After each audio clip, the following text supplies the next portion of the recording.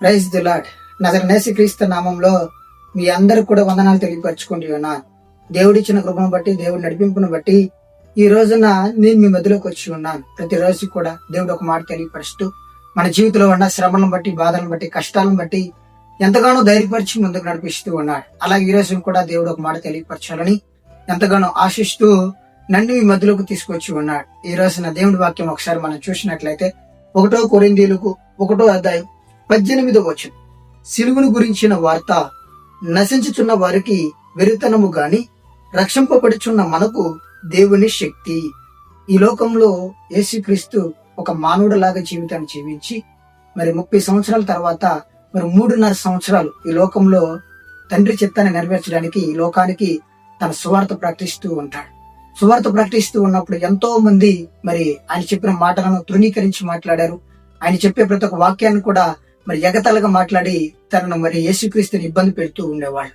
అయినా కూడా యేసుక్రీస్తు లోకంలో మరి వాళ్ళ మాటలు లెక్క చేయకుండా ఈ లోకానికి నేను వచ్చినది తండ్రి చిత్తాన్ని నెరవేర్చడానికి, ఈ లోకంలో ఉన్న పాపాన్ని నేను తీసుకువెళ్ళడానికి వచ్చి ఉన్నాను కాబట్టి ఈ లోకంలో మరి నేను బ్రతుకున్నన్ని రోజులు సువార్త ప్రకటించి నేను వెళ్ళిపోవాలని యేసుక్రీస్తు ఎన్నో ఇబ్బందులు, ఎన్నో కష్టాలు పడుతూ ఈ లోకంలో సువార్త ప్రకటించి ఉన్నాడు.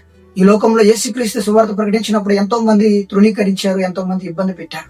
ఎందుకంటే దేవుడి శక్తిని, దేవుడి ప్రేమని, దేవుడి ఆలోచనను, దేవుడి తలంపులను తెలియని వాళ్ళు ఎంతగానో దేవుడి గురించి వికృతంగా మాట్లాడుతూ ఉంటారు. ఈ రోజు ఎవరైతే నజరేయుడైన యేసుక్రీస్తు నామంలో విశ్వసించి ఆయన యందు భయభక్తులు కలిగి ఆయన నామంలో రక్షించబడిన వారికి ఆయన శక్తి ఎప్పుడు తోడుగా ఉంటుందని ఈ రోజు నా దేవుడు మాట్లాడుతూ ఉన్నాడు. ఈ లోకంలో దేవుని నమ్మిన బిడ్డలకే ఎన్నో కష్టాలు, ఎన్నో ఇబ్బందులు, ఎన్నో సమస్యలు వస్తూ ఉంటాయి. ఎన్ని సమస్యలు వచ్చినా, ఎన్ని ఇబ్బందులు వచ్చినా, ఎన్ని కష్టాలు వచ్చినా కూడా మనం భయపడకుండా ఈ లోకంలో మరణాన్ని జయించిన యేసుక్రీస్తు మనకు తోడుగా ఉన్నాడని మన హృదయంలో ఎప్పుడు పెట్టుకోవాలని ఈ రోజు నా దేవుడు మాట్లాడుతూ ఉన్నాడు.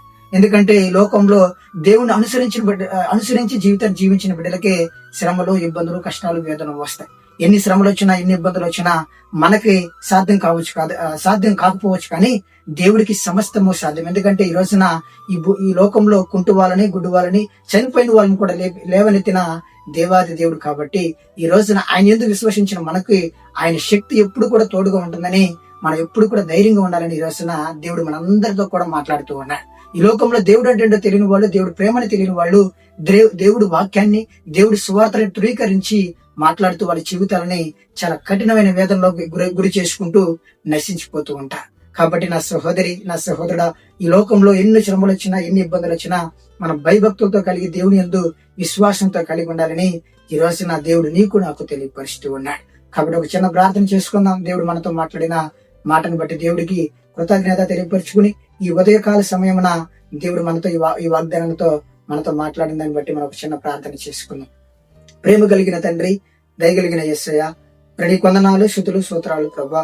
ఈ లోకంలో తండ్రి నీ సువార్త మరి తెలియని వాళ్ళు ఎంతో తృణీకరించి మాట్లాడుతూ ఉన్నారని ఎంతగానో గొప్పగా మాట్లాడి ఉన్నావు ప్రభా.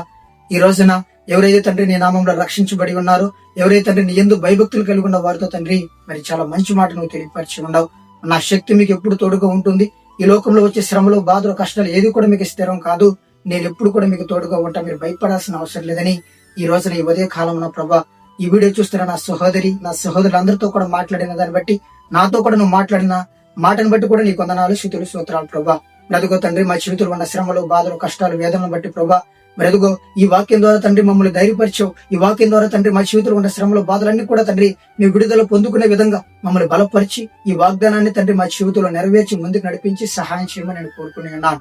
కాబట్టి తండ్రి ప్రతి ఒక్కరు కూడా జ్ఞాపకం తెచ్చుకుని నీ చిత్తమైతే ప్రభా మళ్ళీ రేపు ఉదయ కాలమున మళ్ళీ నీ కాళ్ళ దగ్గరికి రావడానికి మాకు అవకాశాన్ని దయచేసి నడిపించి సహాయం చేయమని కోరుకుంటూ ఈ చిన్న ప్రార్థన, ఈ చిన్న ఆలోచన నీ సన్నిధిలో చేర్చి నడిపించమని కోరుకుంటూ తండ్రి కుమార పరిశుద్ధ నామములో, తండ్రి కుమార నజరేయుడైన యేసుక్రీస్తు నామములో వేడుకున్నాను తండ్రి, ఆమేన్. దేవుని కృపను బట్టి ఈ రోజు నీ వాగ్దానాన్ని మనం పొందుకున్నాం. కాబట్టి దేవుని చిత్తం అయితే రేపు రోజున మళ్ళీ మన అందరం కూడా కలుసుకుందాం. అప్పటి వరకు మనం జాగ్రత్తగా దేవుని వాక్యాన్ని అనుసరించి మన జీవితంలో ఏ శ్రమలో కూడా భయపడకూడదని ఈ రోజున దేవుడు నీకు నాకు తెలియపరుస్తూ ఉన్నాడు. ఆమేన్.